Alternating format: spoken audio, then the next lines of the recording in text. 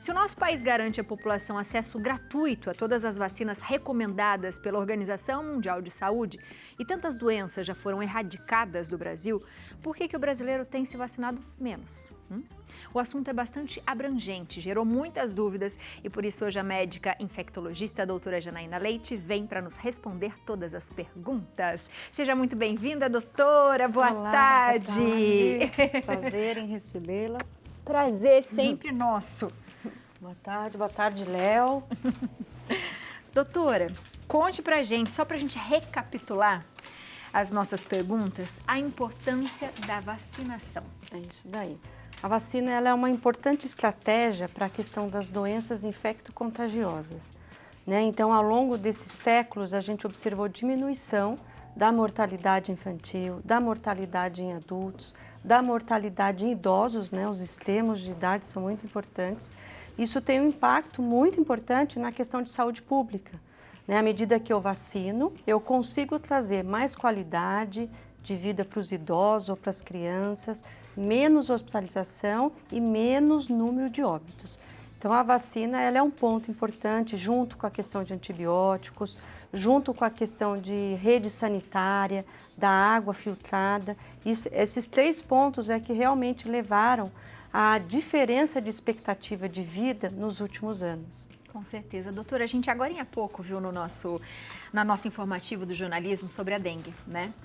E a gente fica pensando muito sobre a vacina, né? Doutora, eu queria que você falasse um pouquinho sobre isso pra gente também, para o pessoal que está em casa. A vacina, em primeiro lugar, ela está disponível no SUS. Os estudos demonstraram segurança e eficácia dos 4 aos 60 anos. Só que atualmente o Programa Nacional de Imunização contempla a faixa etária de adolescentes.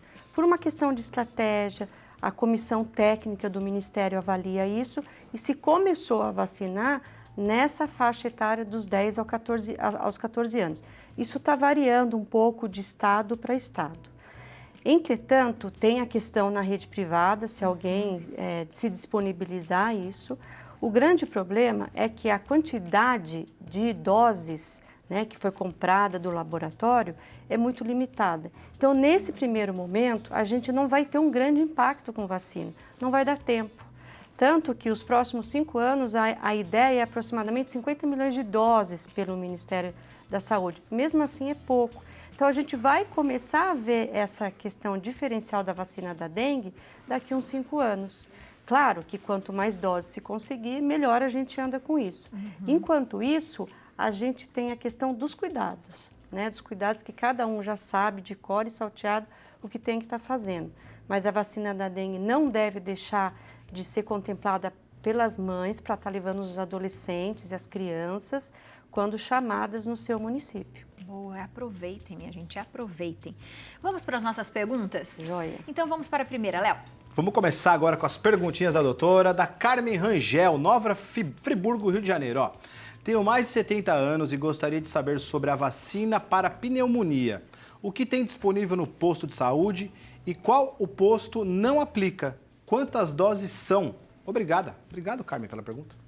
Dona Carmen, a essa vacina, aos 70 anos, a gente sabe que as infecções do trato respiratório superiores, as pneumonias, elas são muito graves e a gente tem vacina. As vacinas, elas são liberadas nessa faixa de idade acima dos 60 anos, que é a Pneumo 23. Então, todos que têm acima de 60 anos podem procurar as redes do SUS, as unidades básicas, para aplicação. E a gente tem outras vacinas também, que em algumas situações, os pacientes especiais, que têm problema de cirrose, problemas de fígado, são chamados hepatopatas, ou aqueles que têm enfisema pulmonar, problemas cardíacos, eles têm direito a outros tipos de vacina também, que tem que procurar o posto de saúde para ser avaliado cada patologia, cada doença. E a gente tem, entre essas, a Pneumo 13. Né? Então, nessa faixa de idade, para a Dona Carmen, acima dos 70 anos, são essas duas que a gente tem na rede SUS. A gente tem outras vacinas da pneumonia, que são chamadas pneumococo, que não contempla no Programa Nacional de Imunização, mas a gente tem na rede particular.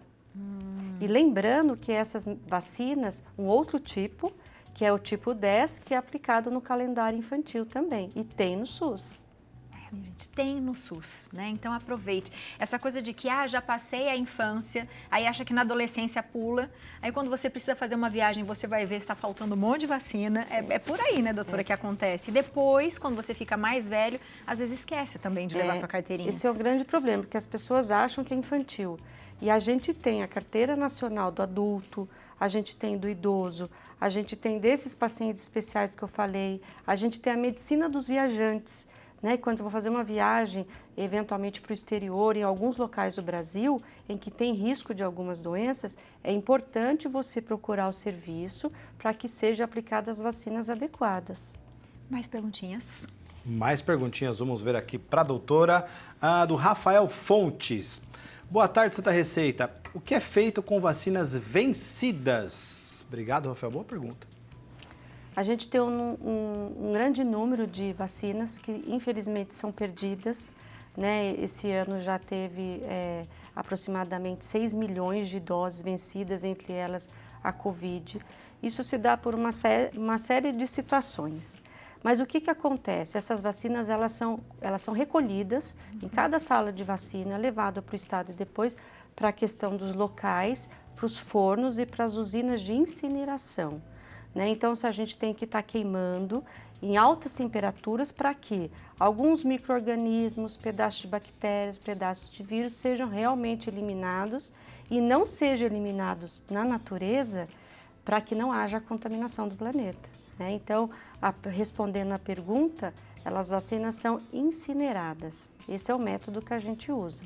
Mas o interessante seria que elas não vencessem, né, doutora? Com certeza. Que as pessoas fossem aos postos, né, principalmente nas campanhas, por isso são feitas tantas campanhas. Gente, vem de novo, vacina contra a gripe, enfim, para a gente fazer isso, porque é o nosso dinheiro também.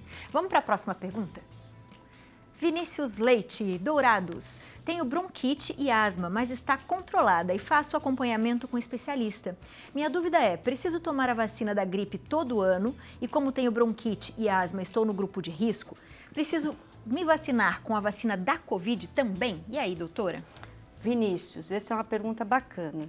Então, a questão da vacina da gripe e da vacina do Covid. Vacina da gripe, liberado para todos os brasileiros a partir de 6 meses. Vacina do Covid, a partir do ano de 2024, isso se modificou. São populações especiais, diferente do que aconteceu até o ano passado. Quem tem pneumopatias, como ele, apesar de controlada, né, enfisema, doença pulmonar, pneumonia de repetição, bronquite, pacientes que já tiveram bronquiolite, que é um quadro viral extremamente importante, eles não podem deixar de se vacinar contra esses agentes que podem causar gravidade do trato respiratório, uma pneumonia, um quadro de otite em crianças. Então é muito importante essa questão do Covid e da gripe. Hoje são 2 vacinas anuais, né? A vacina da gripe da influenza liberada e o Covid a partir desse ano com algumas populações específicas. Ele provavelmente entra dependendo da condição que o médico pneumologista o acompanha. Boa. Vamos para a próxima, Léo. Bora ver mais uma pergunta para a doutora, do Robson Maciel. Legal o tema abordado, obrigado, Robson. Sobre a vacina da bronquiolite, por que crianças não podem tomar? Boa, Robson. Robson, muito legal essa pergunta. A bronquiolite, como eu estava dizendo hoje, é uma doença causada por um vírus. E é uma doença que predomina em extremos de idade. Crianças, principalmente prematuros, com alta taxa de mortalidade e idosos.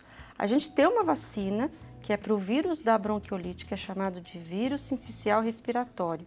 Esse ano foi liberado pela Anvisa no Brasil e está contemplado para estar sendo utilizado na rede particular. Por enquanto ainda não entrou no Programa Nacional de Imunização, mas é só uma questão de tempo e alguns estados já estão se movimentando para isso. Só que não é dado direto para a criança, é dado para a mãe gestante, né? Então, entre a semana 24ª até 32 semanas, que é até o 8º mês, eu aplico a vacina, a mãe fabrica os anticorpos, as células de defesa. Quando o bebê nasce, esse anticorpo ele é transferido pela placenta para a mãe. para o bebê, para o recém-nascido. E o recém-nascido fica protegido até por volta dos 6 meses. Isso é extremamente importante, porque eu não posso dar ainda na criança, porque essa criança ainda não está com o sistema de defesa desenvolvido a ponto de fabricar os soldados de defesa realmente eficazes. Mas eu tenho a mãe que passa através da placenta. E isso é muito interessante, porque quando eu tenho bebês prematuros, esse vírus que causa bronquiolite, eles têm maior incidência nos prematuros. Então essas crianças, esses recém-nascidos prematuros, eles ficam muito protegidos com uma taxa de eficácia aí de mais de 80%. Então isso é muito importante, é a questão do vírus sincicial. E aí é dado na questão da mãe, né, da mãe gestante e em idosos, por enquanto liberada na rede privada. Como é perfeito, né, doutora? Extremamente. E era uma vacina que a gente estava muito aflito na recepção por conta principalmente, né, do prematuro e do idoso, que muitas vezes interna, sendo gripe, covid e esse vírus sincicial respiratório, que pode causar essa gravidade. Boa. Mais perguntinhas? Francisco Campos de Niterói, Rio de Janeiro. Quem não teve catapora ainda assim precisa tomar vacina contra herpes zoster? E aí, doutora? Sim, a questão do herpes zoster, né, que pode causar um tempo enorme de conversa para a gente. Mas quem não teve catapora, sim, deve tomar a vacina do herpes zoster. O problema é que está somente na rede privada, né, e ela é aplicada após os 50 anos. Lembrando que são doenças diferentes. Eu tenho a catapora, que é a varicela, que causa aquelas lesões vesiculares em todo o corpo, principalmente na época infantil. Quando eu tenho a catapora, o vírus ele fica guardado nas redes nervosas, né, nos nervos. A partir do momento que eu vou envelhecendo, passando pela imunossenescência, que é o envelhecimento do sistema imunológico, eu vou tendo um risco maior de ter o herpes zoster, que é o famoso cobreiro, que causa muita dor. Então, a partir dos 50 anos, tendo tido herpes ou não, ou tendo tido catapora, a famosa varicela, você deve, na medida do possível, por enquanto na rede particular, embora esteja sendo discutido para incorporação no Programa Nacional de Imunização, mas quando possível aplicar a questão da vacina do herpes zoster. Doutora, só para a gente completar, quando existe uma vacina, por exemplo, que ela tem várias doses, por exemplo, uma vacina que você tem que tomar de 3 em 3 meses, são 3 doses, vamos supor assim. A pessoa toma uma vez só. Ela depois, isso já está imunizando ou não? Quando ela for tomar, ela tem que voltar a tomar a primeira dose de novo ou ela pode continuar da segunda em diante, mesmo tendo passado esse tempo de 3 em 3 meses? Como funciona isso, doutora? A maioria das vacinas, você pode dar continuidade da dose que você parou. E o esquema vacinal completo, ele só se faz eficaz com as doses que são estabelecidas. Por exemplo, hepatite B, são 3 doses. Eu tomo a primeira, eu fico parcialmente imunizada. Então, eu não tenho todos aqueles soldados de defesa, todos os anticorpos para me defender, caso eu tenha contato com o vírus da hepatite B. Entendeu? Então, essas doses, elas são orientadas no posto de saúde, a gente recebe o cartão de vacina e ali é colocada a data de retorno, né? Então, tomou a primeira, tomou a segunda, pneumonia, tem a primeira, 2 meses depois tem que voltar, próxima dose em 5 anos. Isso é importante, porque quando eu tenho muito tempo, por exemplo, a antitetânica, a cada 10 anos. Quando vai chegando os 10 anos, os meus anticorpos, eles vão caindo. Eu preciso dar uma dose de reforço, um estímulo nesse sistema de defesa para que os anticorpos aumentem e eu consiga me defender da doença do tétano, por exemplo. Ou então, se, por exemplo, a pessoa tomou, depois de 2 meses ela teria que voltar, não voltou e passou-se 1 ano, ela ainda estaria dentro de um prazo ou ela teria que voltar a tomar de novo? Ela vai dar continuidade aonde ela parou. Aonde ela parou. Só que ela não está bem imunizada. Boa. Ela está parcialmente. Então, o esquema é importante de todas as doses. Principalmente se for no período certo, né, minha gente? Ainda mais se for no SUS, que é só, sei lá, tomar e pronto. É isso né, mesmo. doutora? Muito obrigada, seja sempre Eu bem-vindo à agradeço. nossa casa. Sempre vai ter muita pergunta, tá, doutora? Então, certo. por favor, É um volte tema mais. importante. E a gente podia falar de herpes zoster mesmo, né? Porque é bem pedido, né? É, exatamente. E é uma doença que está muito em pauta e depois do Covid aumentou o número, inclusive. É verdade. Seja bem-vinda sempre. Muito obrigada. Muito obrigada. Viu? Um ótimo feriado, um final Pra de semana. vocês também. Você de casa aproveita, tem um e-mail da doutora Janaína, MRL, 1407, né? 1407, @gmail.com. Beijo, doutora. Joia, muito obrigada.